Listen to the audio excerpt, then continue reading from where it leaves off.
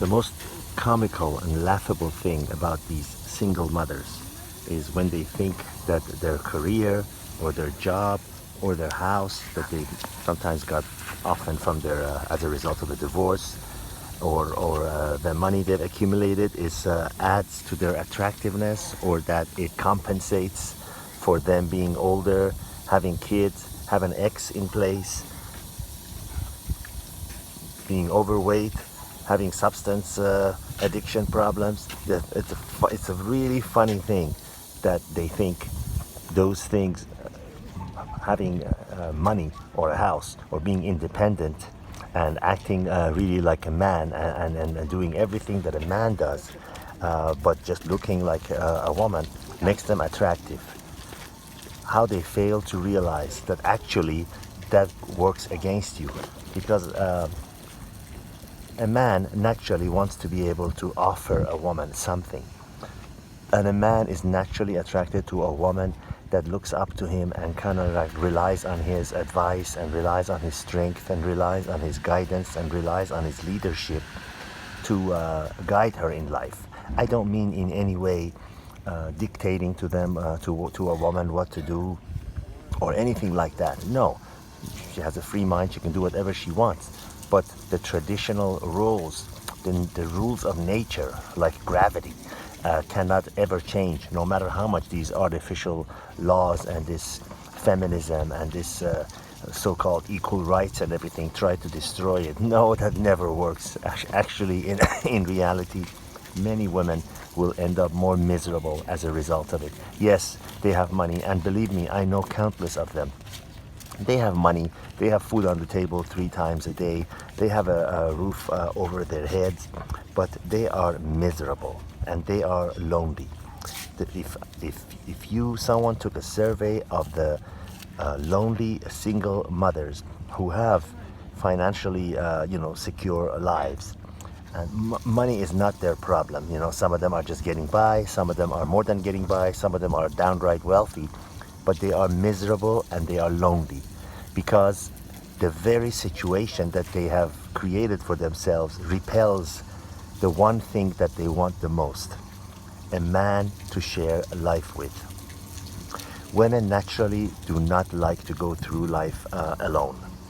Women don't like to be living life alone. They need a man. I don't care how many feminism BS they feed you, like a woman needs a man like a bicycle. No, a woman needs a man almost like an oxygen. That is the truth.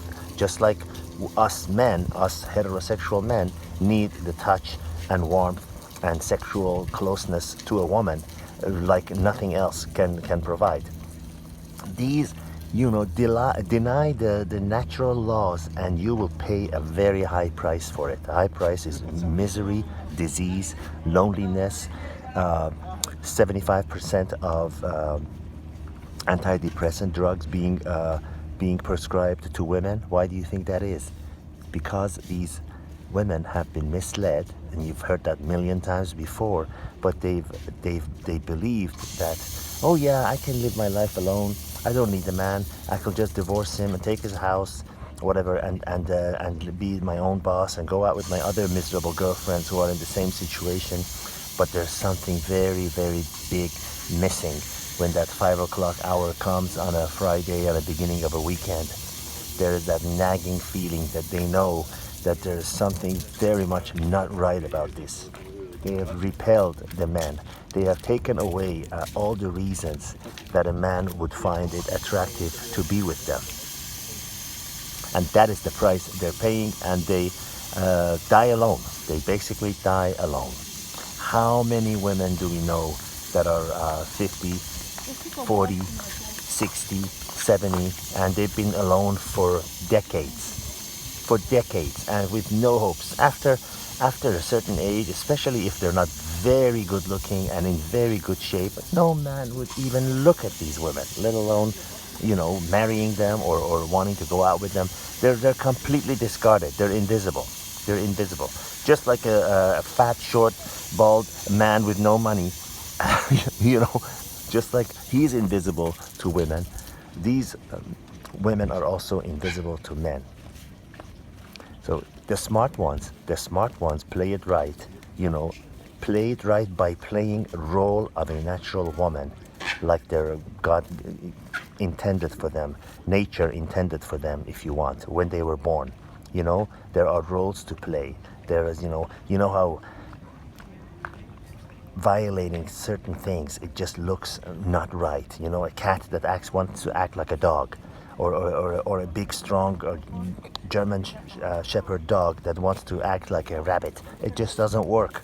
You gotta be yourself. You gotta play the role that nature has given you, and then you get the most out of life. There is no such a thing as a perfect life, but there is something called getting the most out of life. I hope this has been helpful. Until the next video, signing off. Wow.